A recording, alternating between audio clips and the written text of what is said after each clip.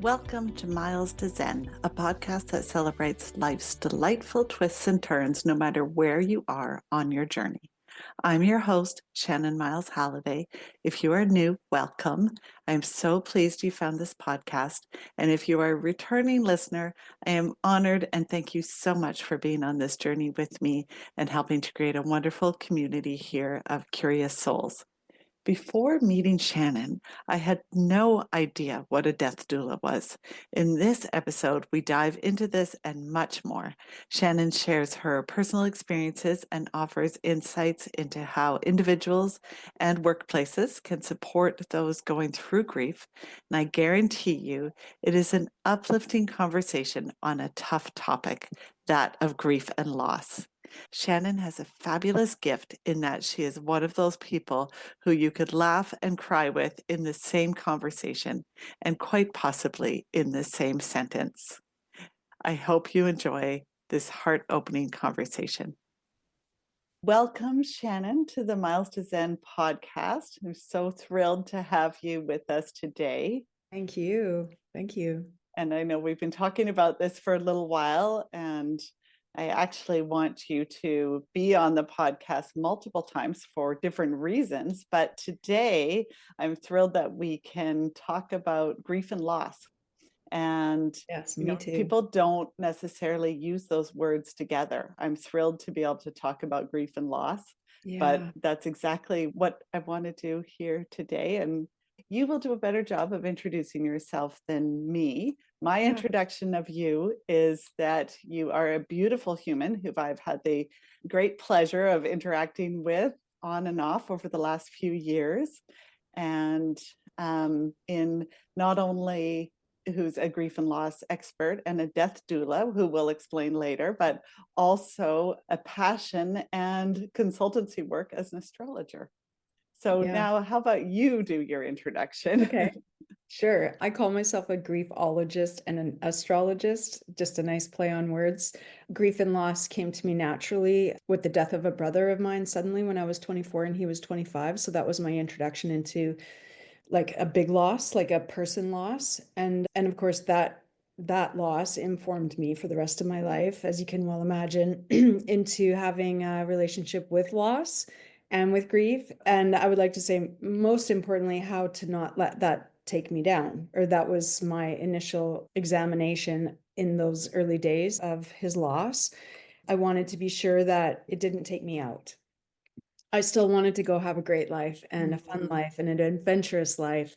So it initiated me into the journey of like, well, how do you do that when you've been hit with such a possibly distrusting situation like with the universe, you know? Yeah. So I stumbled across the death doula schooling that I took in 2016 accidentally. A girlfriend knew that I was looking for a change in life and knew my passions and my skill sets and such. And I took a death doula course, which was life-changing. I think everybody should take one. Honestly, it was just tremendous and of high value. And from that moment on, I've been supporting others through their grief and loss journey.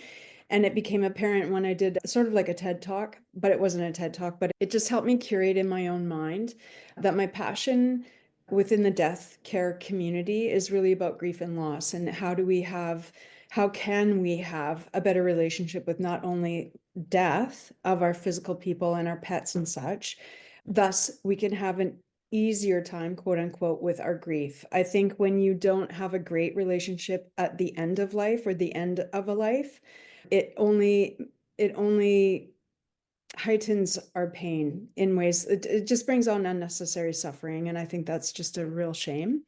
And my voice I'm trying to use to promote better deaths, to really just allow ourselves to focus on grief in a healthy way instead of unhealthy ways. And then astrology slotted into my life during the pandemic. So I didn't see myself becoming an astrologer, but I went down the rabbit hole and my curiosity knows no bounds. And there I was studying astrology. And what came to me in the studying of astrology was it was a really beautiful language, I guess you could say, in understanding grief and loss within one's chart. Like it's just an extra tool to really validate your existence and validate how you are, why your instincts are, And it can alleviate a lot of discomfort in the grief and loss environments that we swim in all the time, that we're sometimes and mostly unaware of, unless it's a big loss, like a person that you loved or something. So to me, it's a nice layer of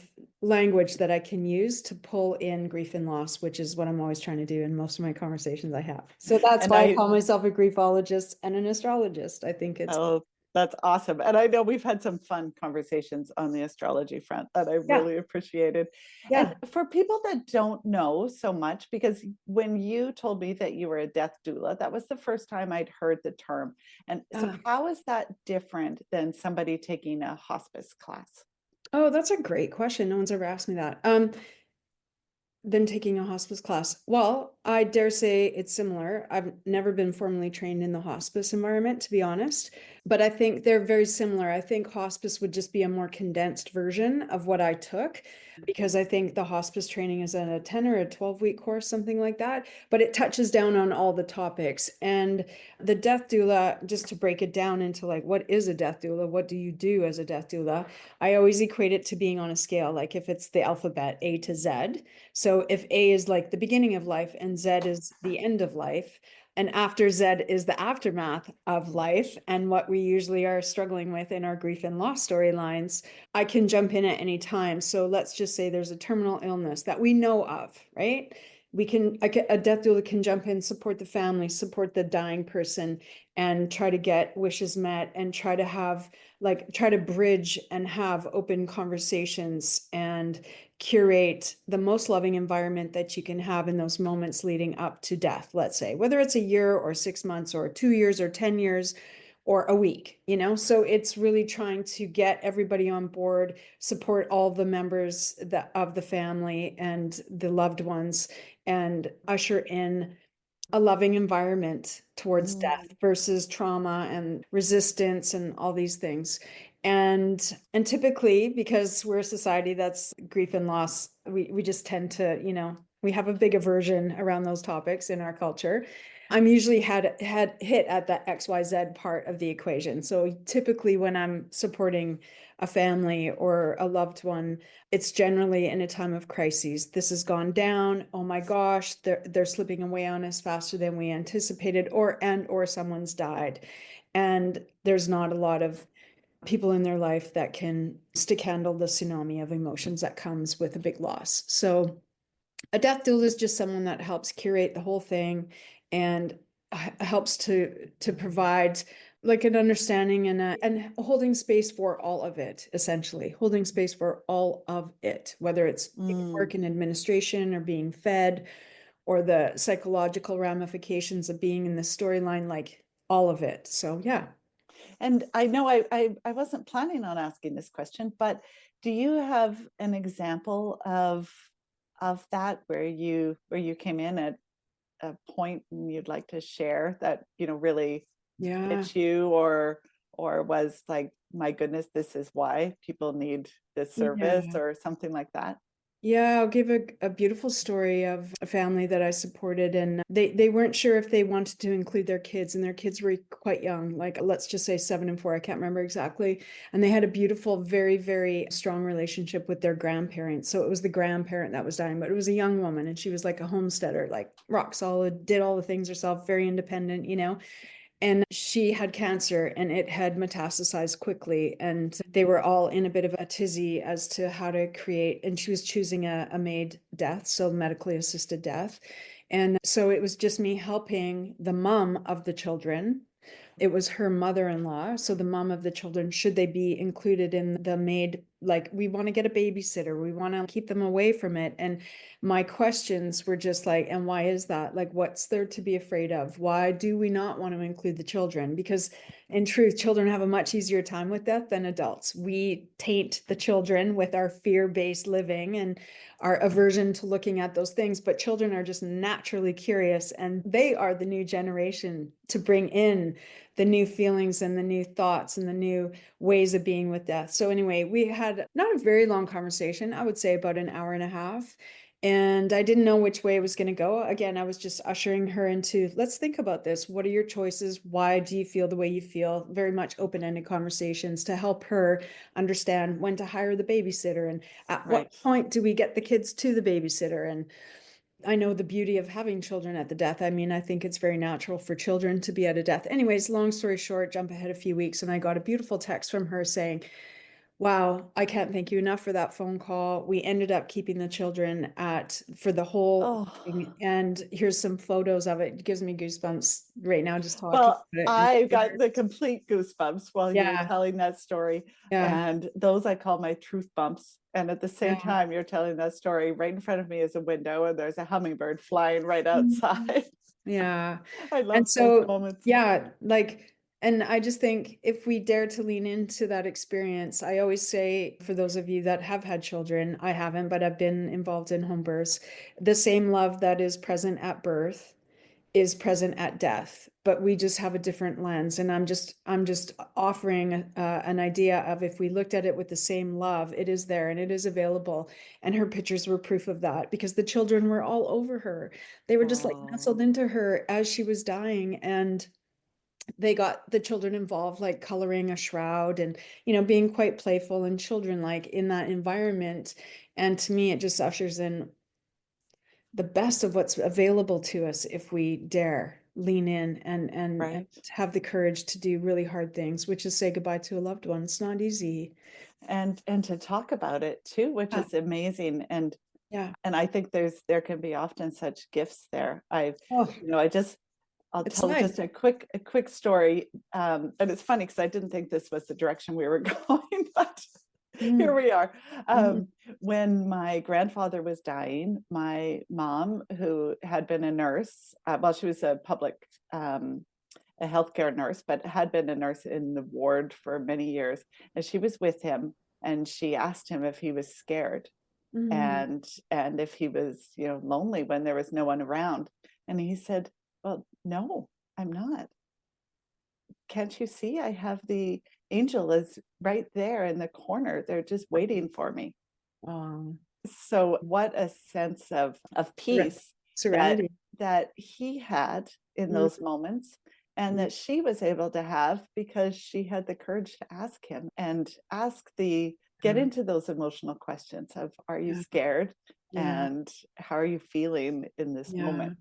And And that's a lot. I would say that's a lot of so far what my job has been like as a death doula is just being the one in the room that is asking the difficult questions and leading the people towards those conversations because it's impossible when you're in it to stick handle those conversations. And it's, I think, so right. advantageous to have a neutral third party doing that for a family. And having just lost my mom about a month and a half ago, I was too deep in caregiving at that moment, but I was reaching out to a death doula friend of mine Oh, to good. support me. But in hindsight, but it was just too much. There was just too much going on leading up to it. But in hindsight, months before, I should have hired a death doula to help my Mm, family and to help my mom because we needed it. Everybody needs it. It's just so advantageous, and I did the best I could. But it's just a big difference between being a daughter and being a death doula. And I was yeah. trying to just be a daughter, even though it was very hard to not be a death doula in the room. But yeah, it's advantageous for everybody. Yeah. Oh, that's amazing. Let's switch gears. Okay. And let's talk about some of the small losses and grief and things that people don't really think about. And then we can bring it back full circle to some of the bigger things again. But I'm Yeah. thinking of in my corporate jobs that I've had, or just through my career, Mm. these loss things hit. And the big losses I refer to as the life train. And the life train hits no Yeah. matter what. And if it hasn't hit by 20, it's coming. And you're going to have to experience some of these. And it can be okay Hmm. if you can learn from the small griefs and losses to be able to see them. I feel then you get a little bit more comfortable with being comfortable with the topic. Yeah. And how would you say, we're in an engineering firm? or a financial company or something that you may picture, not all of them, certainly not all of them, but some of Yeah. them may be a little bit, we're not going to talk about our feelings. Yeah. How would you broach the topic of grief and loss um, in an environment like that? Or because I know, just to give some context, when I was working in corporate, I very much wanted Shannon to come give a presentation to our company around grief and loss. Mhm. And I thought that it would easily fall under a mental health budget because there were so many small grief and losses that Mhm. people are dealing with on a regular basis, not to mention the big ones. And so maybe in an environment like that, how would you begin to talk about the subject of grief and loss for someone who is not necessarily open, Excited to be excited about the subject? Yeah. as excited as me. Well, first, I would just honor the culture that we've been raised in, which is completely avoidant. So we live in a grief, loss, death, avoidant culture, period, exclamation mark, the end. So no fault of our own. We were all raised in an environment that was like, ooh, that feels hard and awful and ugly. No, thank you. So very easy for us to do that because what what feels good about leaning into loss? Nothing. It's hard. It's sad. It's really hard, especially the big train. I like that. The train. What did you call it? The train. The life Life train. train. So so the first thing I would say is it's not our fault. We were raised in the soup of let's just avoid it. It will go away. Except that's not factually true. So then Mm-hmm. my second point is it doesn't go away. You just end up playing whack-a-mole with it. So you think you've handled it, you've taken your 3 days of bereavement leave and gone back to work. And let's just say we're dealing with a big loss, like the death of a parent or a child or a pet, even. And then you're expected to go back to work and have your brains turned on. And your brains break in grief. They just do not work. It's scientifically proven. So then we think we're fine and we all want to be fine. And because we've been raised in a culture that makes us be fine with going back to work after a few days, we just pretend and we're like, okay, I guess this is what we're doing. We're going back to work and we're just pretending everything's okay. When deep inside, you know, you're not okay. So for those of us that live in that soup and are happy swimming in that soup, and that's how we live our life with grief and loss storylines, it's just a game of whack-a-mole. So 5 years down the road, you can wonder, why am I addicted to marijuana? Or why am I addicted to porn? Or why am I addicted to shopping? Or whatever the addictions are. And it doesn't just show up in addictions. And it doesn't just show up in bad addictions. It can show up in like healthy looking addictions. Like, why do I run every day for 20 kilometers, you know? So Mm-hmm. it's a game of whack-a-mole. So it's coming for you whether you want it to or not, whether you believe it will or not. It will, and it has, and it's doing its job on you every day, whether you recognize it or not. So that's the second point. Then the third point is true healing comes from feeling your emotions, and we are born feeling emotion people, feeling entities, right? And I think it's scientifically proven that our men are actually born more sensitive than women at birth. Yet our patriarchal structures disallow men from feeling and disallow women from feeling their big emotions like anger and all these masculine labeled emotions, right? So we've disallowed our men from feeling deeply, and they have typically been in positions of power in our corporate landscape, right? So they are just like, generally speaking, wide generalization here. Let's just get back to work, shall we?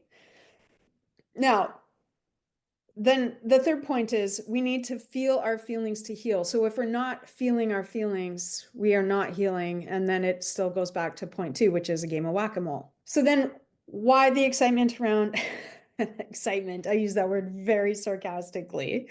Why the excitement to lean into our feelings or even remotely dip our toe in the cold waters of it is our mental health, right? It should fall under mental health, Shannon. You should have a budget to bring someone like me into a corporate environment to teach people about, like, hey, did you know all of this is going on? And that was a big loss. And that was a big loss. You know what I mean? Like, it's just taking care of your people in the workforce, to be honest.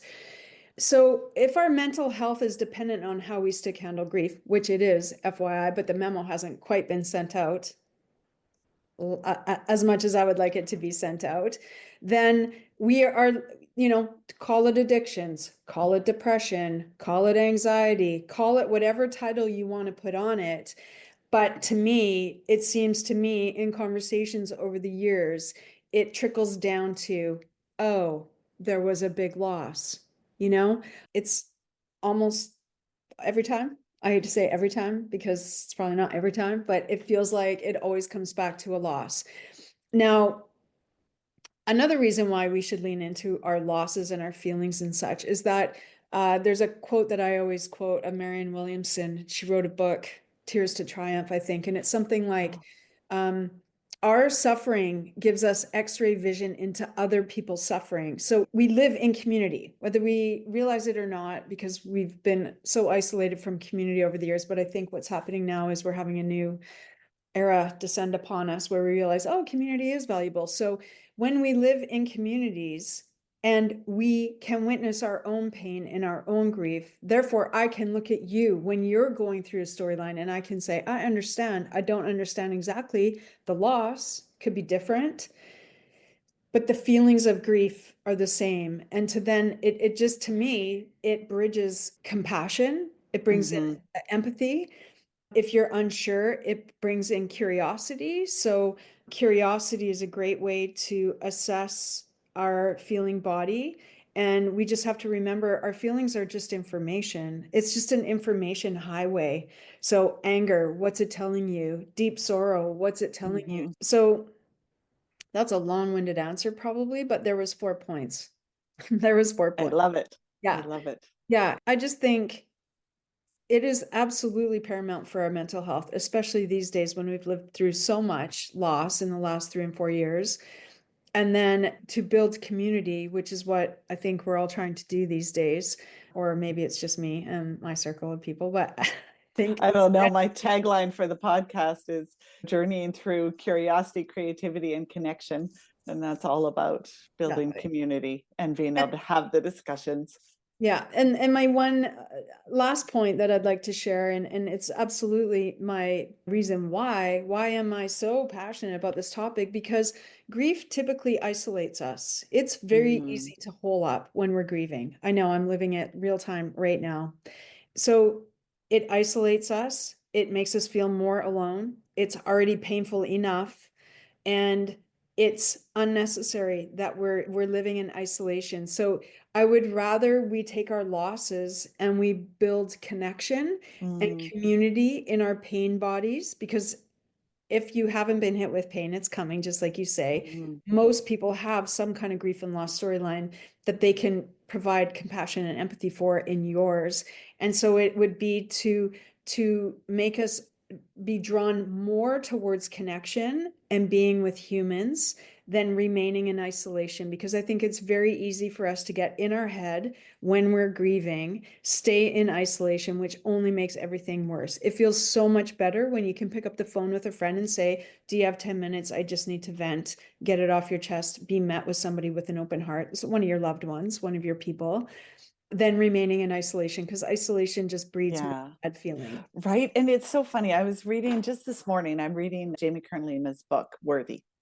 And in it, she said, people are often feeling that they can only reach out to people when they're feeling good, and the whole good vibes only. And Sure. I love the good vibes. I love the good vibes. And I think you can have the good vibes in the bad vibes and in the sad vibes as well.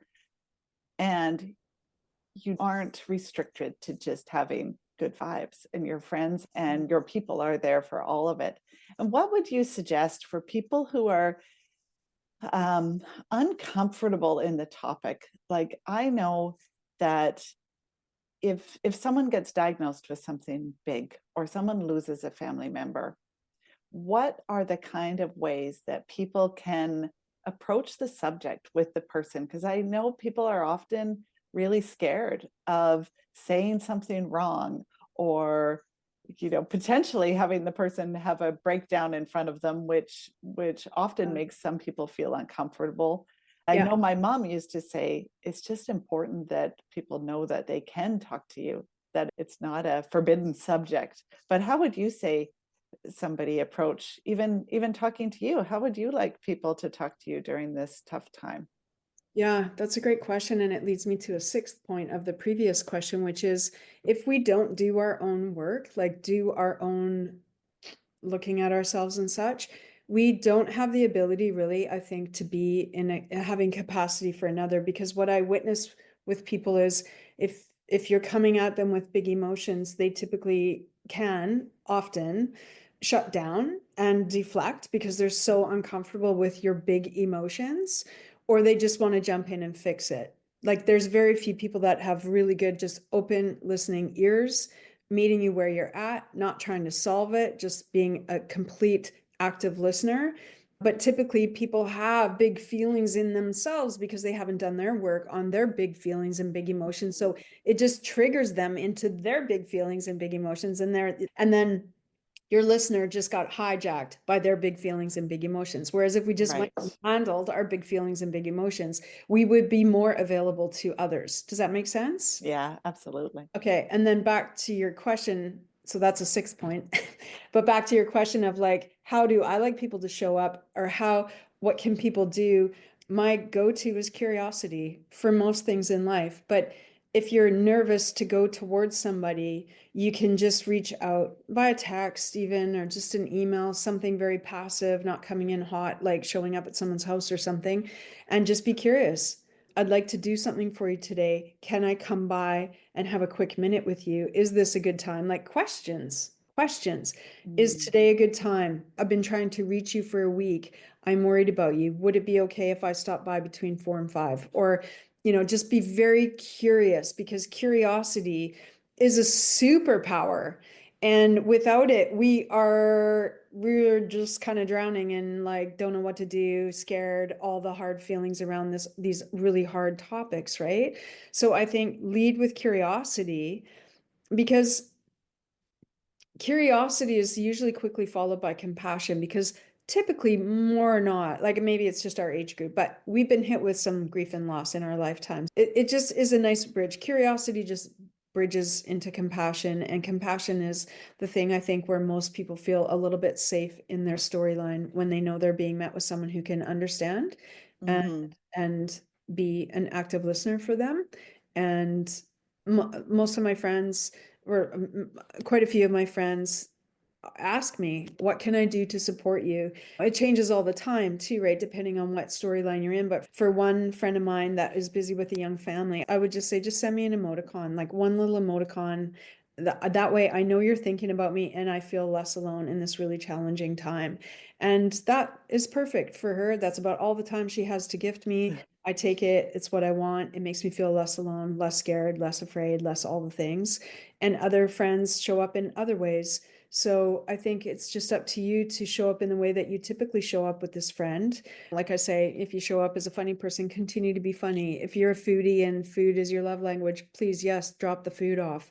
If you are actually a good listener, yes, please, active ears. If you're a music person, share a song, like just show up as you are, show up as you've always Hmm. been in those relationships. And if you don't know what to do, like just get curious. And if it's not going directly to that person, go to one arm's length away. What do you know I could do for that person? Oh, walk their dog. Their dog gets walked every day at 4 o'clock.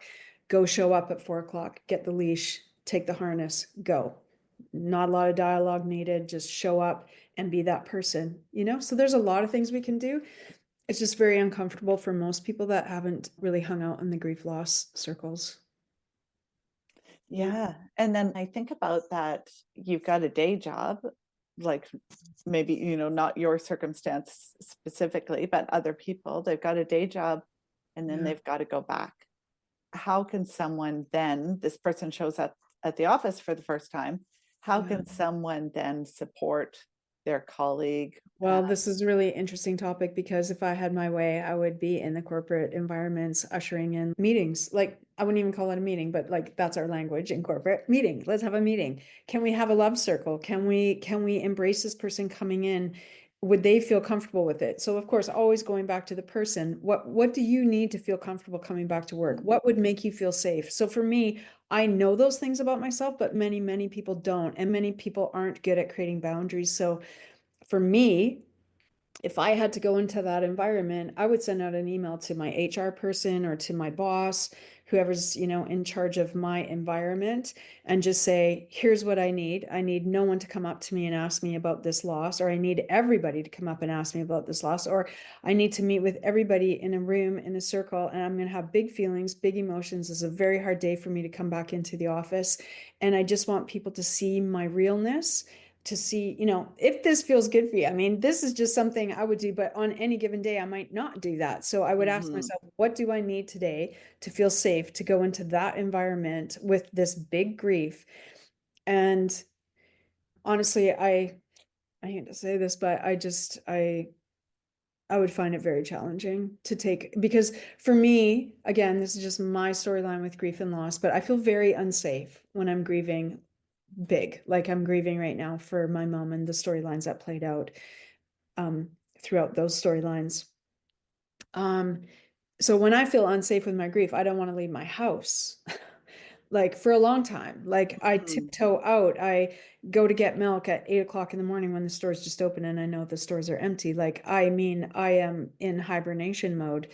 And so I can only suggest ideas for a person who has to go back into the workforce and be met, hopefully, with compassionate, kid gloves, and hopefully a compassionate boss slash manager, or at least employees that get it, or at least one employee that gets it and is able to assist that person, because it's very, very challenging. It's very Mm-hmm. challenging.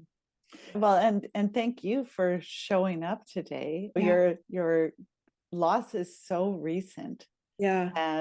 and being able to help other people understand the questions Yeah. they can ask or how they Yeah. can show up, or even one of our listeners, if they've gone through Yeah. something big, to know that it's okay to have a lot of these different feelings, Yeah. and at the same time and at different times, and it can change.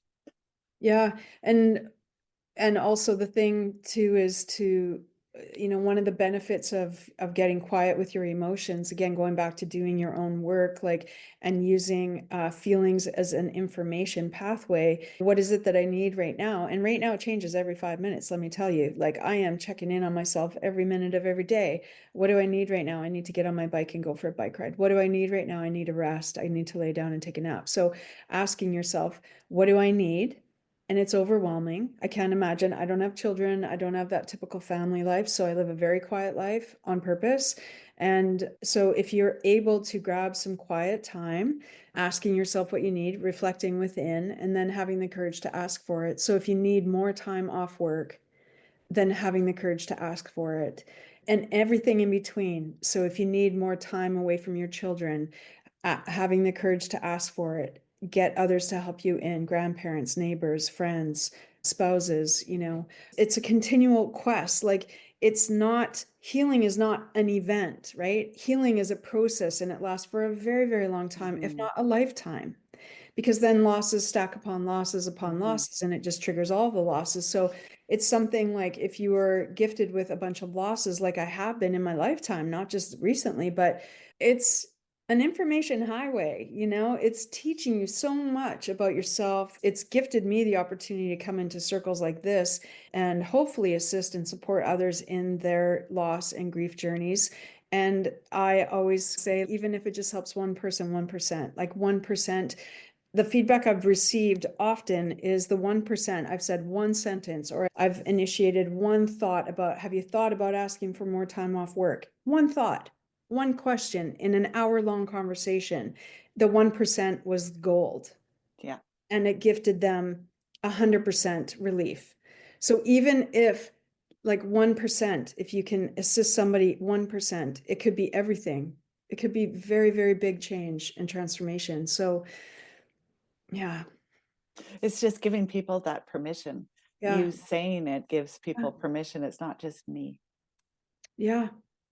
And then again, by doing our work and showing up in a way in our culture, it allows others to ask, right? Right. Like, I behave in a certain way with my grief. I'm very protective of it. I share it with very few. And when I have to go out in community, I always warn people when I'm having a really wobbly day. Um, like I'm going through big grief. You can expect me to cry. If I do, don't worry, it'll calm. And if I don't, that's okay. But I'm just warning you, this is the season I'm in. Every minute is different. You could say one word and it could set me off, and then next thing you know, I'm doing the ugly cry. So just don't worry. Like I will get it together, but I don't want you to feel uncomfortable while I'm feeling uncomfortable in my grief.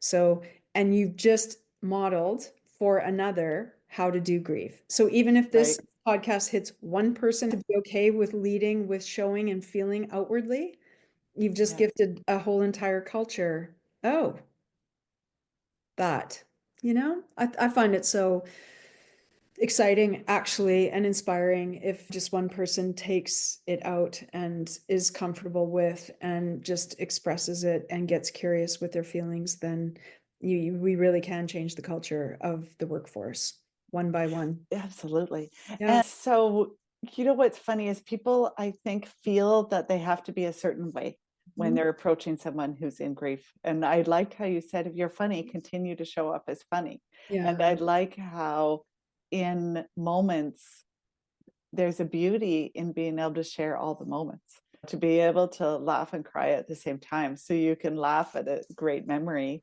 or you can laugh at something stupid your dog just did, and at the same time be so in it in your Mm. grief and be messy crying Yeah. the next second. Yeah. And that's okay. Mhm. This emotional roller coaster.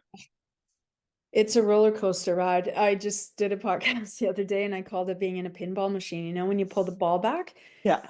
and then the ball, you just don't even know where it's going to go for the first 12 seconds. It's just pinging off everything. Yeah. That's how Yeah. wild grief is when you're in Yeah. it, when you're in the throes of it. It's like you don't even know where it's going to bounce in the next second. So it's a harrowing journey. It is not for the faint of heart. And it does get easier, and it does bring gifts if you're willing to pay attention, and it does promote community versus isolation, which I think is so critical, not just now, Yes. but just in general. I mean, we're humans and we're trying to have a human experience, and connection is more natural than isolation, actually. Like it is more natural to be in connection than in isolation, but it's easier to be in isolation oftentimes, and certainly during grief, for sure. I mean, I know Yeah. better, and I'm sitting here being a little hibernating bear, Being like, being a little hermit in your yeah, hermit yes, season. yes, yeah. Yeah. And I know where you are, there's a lot of nature Mm, around. yeah. And what are some of your top tips for dealing with grief when you're in it? I know for you, spending time at the water was Yeah. really important. What are you doing that helps you? Yeah. Well, I try all the tricks because I'm desperate to get out of the pain. Hmm. So, yes, I go to the ocean almost daily if it's not pouring rain, just to start my day. And I do meditating. I don't journal a lot. It doesn't really work for me, but I do take notes. And I read and I listen to podcasts that are inspiring. And I um like podcasts that where others have thrived through their pain body. And kids bring me so much joy. And my bike is like, at this point in my life, I feel like my bike is a security blanket. So I always go on my bike. I put some music in my ears and I pedal. And it's such a great form of release for me is cardio and like sweating. I have a lot of fire. So segueing into astrology, how smooth was that? Um, Very smooth I and have a fun lot, and yeah, fun. I have a lot of fire in my chart, which just means like movement is critical for my wellness, actually. And when I'm not moving, I typically, it's not good for me not to be moving. So, those are a few of my tricks, but I love being in connection with kids. Kids bring me a lot of joy, and I had that the other night, and it was just blissful. I just sat on a couch and watched a kid movie with these two young people in my life, and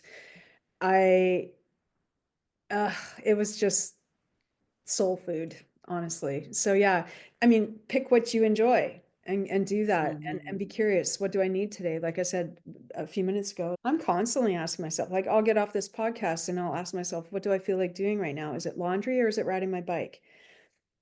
So I'm constantly checking in with myself, and maybe it's a bit obsessive, but it's just the way I am right now. I can't imagine not having that. I mean, it's a very privileged stance, don't get me wrong, but I can't imagine not having the ability to just be tender with myself. It's paramount for my wellness at this point. It was a lot being a caregiver, and I was being a caregiver for about 2 years, and the Mhm. last 7, 8 months of it was quite intense, and it's a lot to unwind your nervous system from. So yeah, just trying to be tender. Yeah, absolutely. I know just for me in this period of life, my parents have both declined substantially with dementia and Alzheimer's Yeah, and over the last few years, and it is exhausting.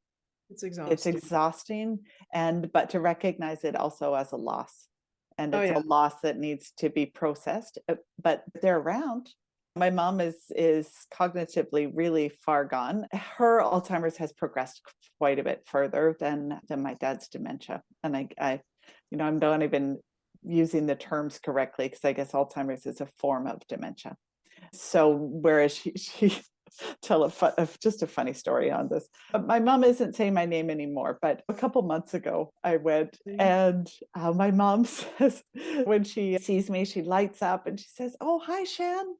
And then we're going for a little walk and we ended up in front of a mirror and she's like, "Who's your mom?" Oh, And then in the next breath, "You look so slim."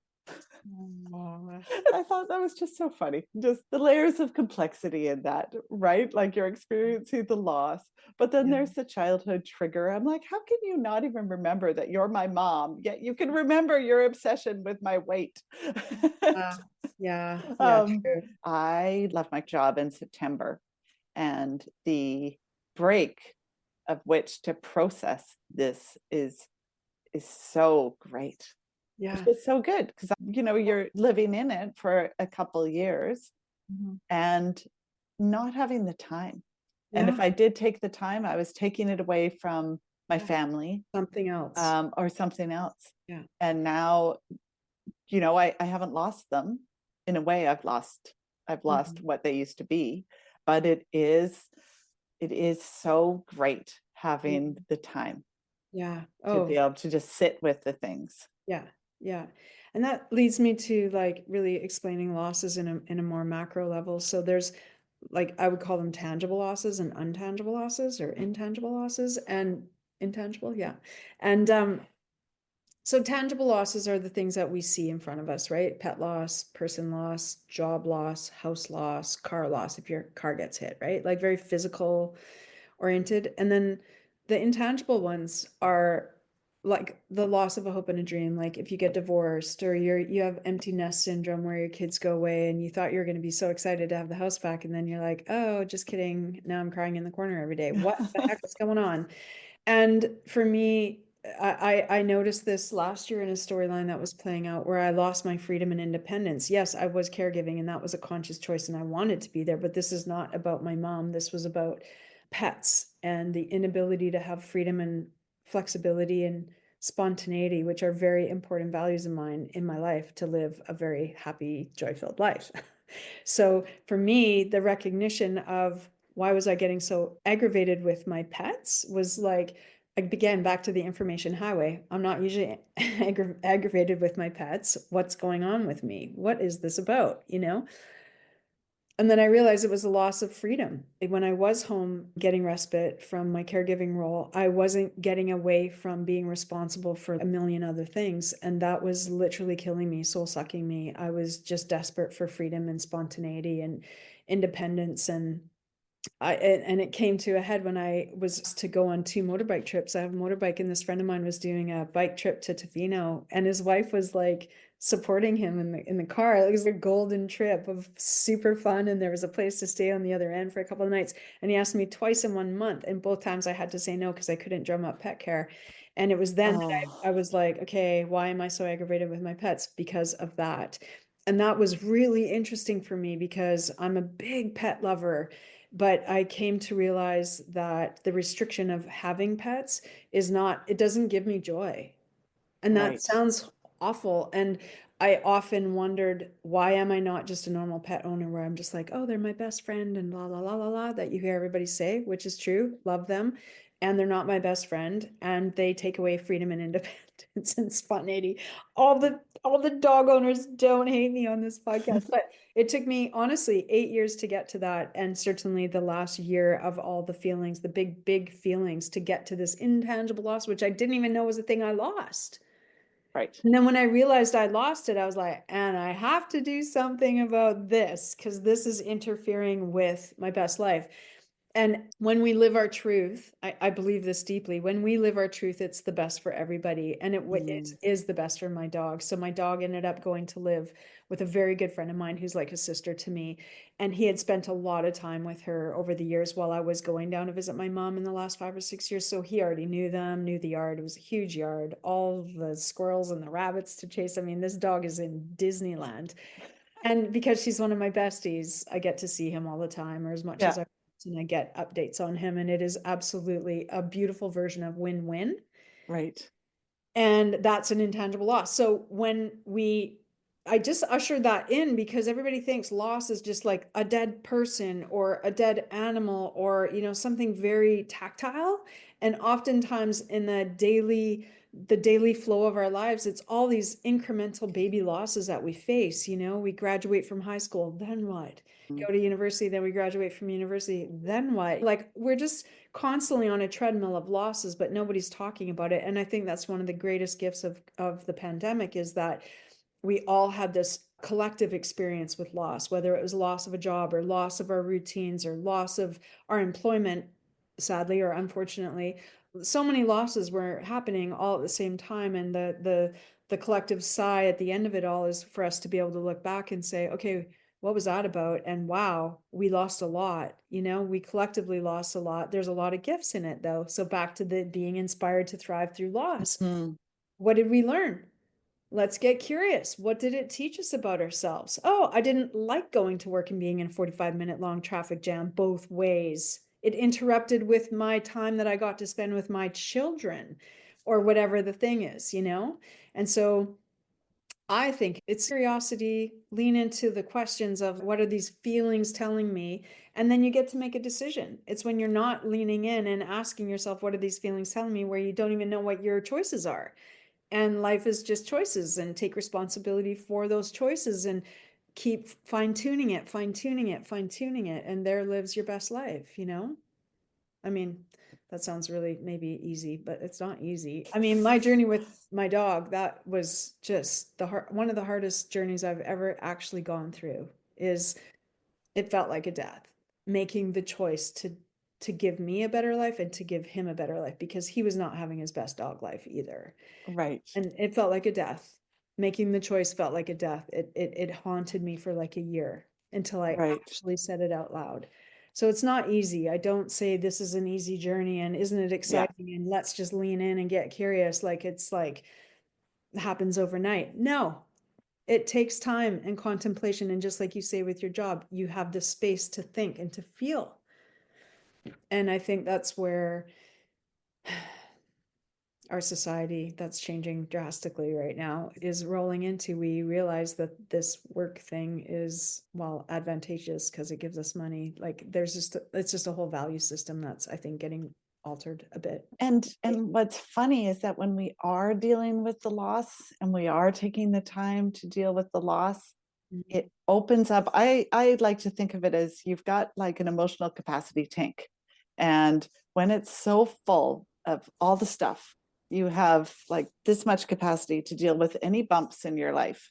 Mhm. And then where's that creativity and that fun supposed to be able to live when you've got no capacity to deal with life because it's just so full up because you haven't dealt with or you haven't gone in and just worked through the losses. And they could just be a collection of the micro losses. Maybe you haven't had the big ones, but the micro losses can stack up.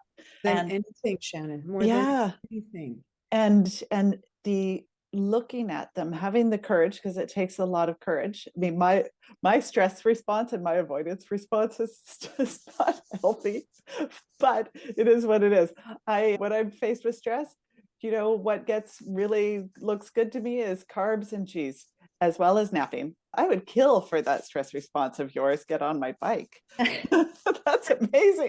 That's not always it, but it is a security blanket and brings me joy. So, Yeah.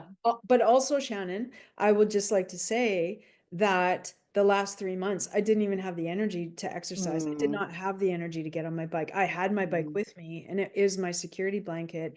And I had to opt for my go-tos in the last few months of caregiving for my mom were napping because it was critical. My sleep has been so interrupted in the last 2 years, so I'm trying to get it back on track. Napping, eating well, and getting some sunshine if it was sunny. mm, And that was it. That was it. And being in connection with a girlfriend or a friend who understood how to meet me. So I had a really good friend. I just have a lot of good friends in that city where my mom was, and they all bring something to my life. So if I could meet them in connection and say, I've got an hour, can you feed me? I'm dying. I need to go home and take a nap, you know? So in the season you're in, you can only do what you can do. And I'm only getting the energy back right now to actually exercise and go on my bike and have a yeah. burn. And that gift of taking that time Yeah. lessons gives that capacity tank Yeah. space. Yeah. And It's really interesting what you say, that capacity tank, because I just want to speak to that for a minute, because I think a lot of us live in a burnout state and we don't even mhm, recognize it, but I recognized it because I was in a caregiving role, and it's common lingo, right? Caregiving burnouts. But mhm, I offer it to your guests because I suspect we all live such busy lives. Again, another gift of the pandemic. We kind of got to wind it back a little bit, but a friend of mine that brought it to my attention in September, which is to say, like, I can wake up and feel like, oh, I had a good sleep. I have full capacity for this day that I'm going to embark upon. Meanwhile, I was completely burnt out, not sleeping very well, trying to eat well. And one drop would take me to the, oh, just kidding, the bucket's overflowed. So I yeah, thought I was starting a day with an empty cup, but I quickly realized, like, oh, by 7:30 in the morning, I was hit with one stressor and it just tapped me out for the day. And I mhm, had to still keep going through the day. So I offer that to your guests because burnout can look different for everybody. And it feels like waking up after a good night's sleep. I just use that as an example, and thinking, I have all the capacity in the world today to get stuff done and be yeah, productive and yeah, do the thing. And then you get hit with one stressor and it KOs you. So that to me is evident of burnout, which is just like, if one stressor, what you normally can stick handle, and I can normally stick handle a lot and multitask like anybody, well, like a strong Gemini, but there's my astrology. Um, if you realize you're not, like I'm not right now, I can stick on to one thing in the day. And if I have to do more, I'm just having a very cranky day. So I just want to offer that for people to just get introspective of themselves. If they're having big emotions and big feelings, what's that about? Oh, are you too without capacity and one thing is setting you off? How can you minimize that? How can you bring more calm into your day? How can you outsource some things so that you're not mm, having to do all of the things? Get curious. Again, curiosity, like, it brings in answers if we're open to it. So I just wanted to share that, just because you were talking about capacity. yeah, It's a yeah. That's interesting great, to especially it. that outsourcing. I remember watching a Brene Brown episode, and she talked about this capacity with her husband. Yeah. And I don't know what word she used exactly, but it was like, okay, together we're 100%, and Yeah. this is how we need to show up in our family. I've Yeah. only got 20% today. Yeah. And those days we discuss, okay, well, my partner has got 80%, so I've got you. Yeah. Some days you both show up with 20%, and those Yeah. are the days where you just need to be kind to yourself, and if you're able to, order takeout. Yeah. Like, take things off the plate Yeah. however you can, or just be extra compassionate for that situation that you're in, Mhm. and acknowledge and accept, or notice and accept, and Mhm. and do your best. Yeah, for sure. I don't have a partner, so I really feel that because I think a lot of the challenges that I was dealing with was just not having anybody to help me even take like 2% Hmm. of my plate, you know? So I'm currently in the position too of thinking like, how can I get better healthy food in my house without having to Yeah. do all of it? Go Yeah. shop, go Right. cook, go clean. Because I'm not a foodie. It's not inspiring for me to stand in a kitchen and cook. It's just not my happy place, never has been. So I'm currently asking myself that exact question, like, where can I get help with that? And other things too, like, yeah, it's just a never ending cycle of like, how can I get help? What do I need? Having the courage to ask for it, you know? That's great. And well, I mean, that's not great, but it's great to acknowledge it and to realize and and then get some ideas. And if people have any ideas who are listening to this and want to share what's worked with them, Yeah. please put in the comments Yeah. or share with us so we can share these tools to really benefit Mhm. everyone, because we will all end up going through it if we haven't already, and acknowledging that the micro losses still need their space. Oh my And goodness. Yeah, that is a large part of my grief right now. It's not just, am I sad because my mom died? Yes, I am. But at one point in the caregiving situation, I think it was like in August or something, I was sending a text to my sister and a friend who's like a sister. And I just said, oh, my title right now is just CEO of Micro Losses. That's how fast my mom was changing. right. And it was a lot, and it is a lot, and it's even a lot to look back on and really like process what was happening in real time that I just couldn't deal with because I had to be armored up to be her Right. advocate in the hospital environment and the Right. hospice environment. So it's so accurate, Shannon, that micro losses, they accumulate, and sometimes you don't recognize them until you get a big loss, and Hmm. then you're overwhelmed with all of the losses. But it is, again, back to curiosity. Be curious about what are the micro losses in my life, just even your children segueing out of a certain age to a different age, like a 12-year-old to a 14-year-old looks a lot different, right? And you're like, oh my gosh, they're staying out overnight at a friend's house. There's just like, it's just endless. Our days are just filled with micro losses, and if we can meet micro losses, if we can treat our losses and our feeling body of losses like love and loss living together, that is like what Glennon Doyle, I think she coined the word brutiful, right?